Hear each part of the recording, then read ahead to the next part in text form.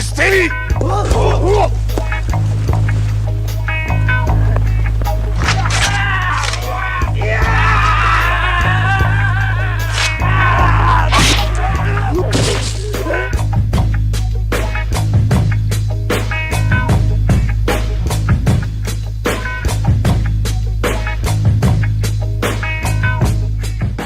Ronin-gai, also known as Masterless Samurai Street, released in 1990 and was directed by Kazuo Kuroki.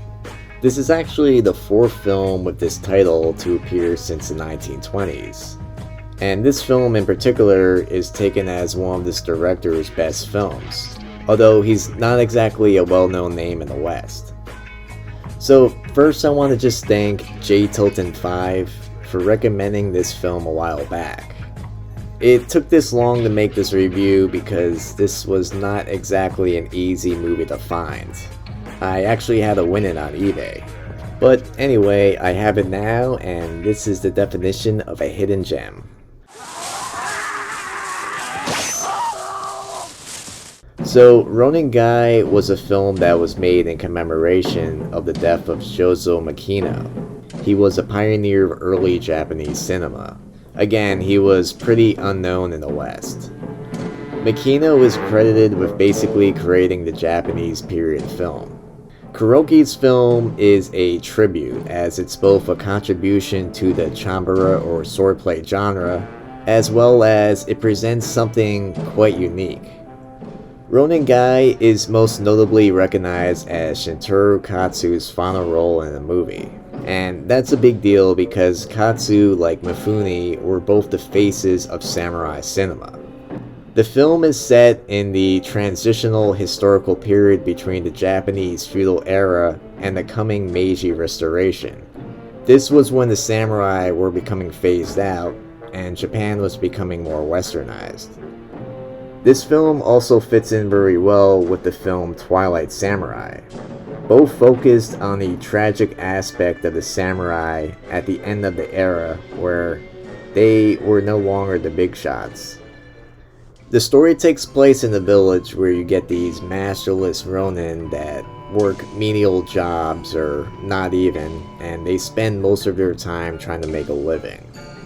It is a story more about its characters and not so much about the action. The plot involves retainers of the shogun which are killing prostitutes, and it is up to the ronin to stop them.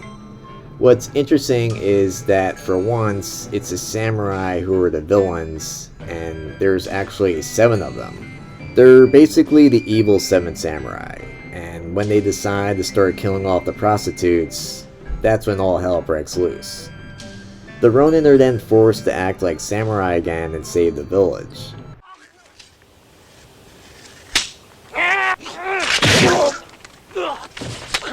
This group of samurai are so evil that in one scene they tie 2 bowls, one to each leg of a prostitute, in order to rip her apart. But don't worry, they don't actually do it, but if they did, that would be something. What makes this a memorable movie isn't so much the story, but instead the characters.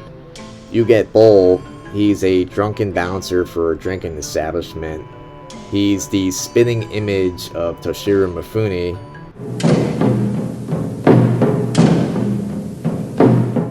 More specifically, Kikuchiyo from Seven Samurai. He's got that same kind of wild personality. There's Aramaki, he's just a dirty ronin and pimp.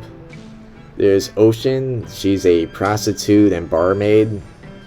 Sakichi is a formal vassal of the local lord, but now he sells birds.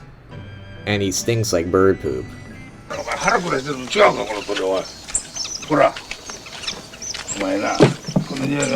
And Huro, who makes a living testing swords on dead convicts. 手元が狂わぬようご注意召され。お手前が切ってみたらどうだ。ご承知いただけるなら残金をお支払いいたしかねるが。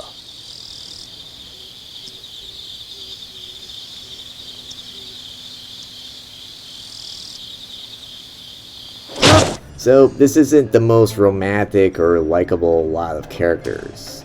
And for a while, I was actually quite turned off by this film just because I didn't like any of the main characters. But then I realized that I wasn't really supposed to. And after realizing this, I stopped viewing this as a mistake, and then I just enjoyed the rest of the movie for what it was. It definitely took a while for this movie to win me over. It builds its characters and its world in a very slow way, and it has these subtle details throughout. It wasn't the film I was expecting it to be, but that's also what I like about it. It's different, and it feels different from any other samurai film. So at first glance, I wasn't really too sure about this film, but after adjusting my critical gaze a bit, I began to find more strengths, and some I really weren't expecting to find. At one point in the film, I realized I was actually kind of liking it, and by the end, I was very satisfied with the experience overall.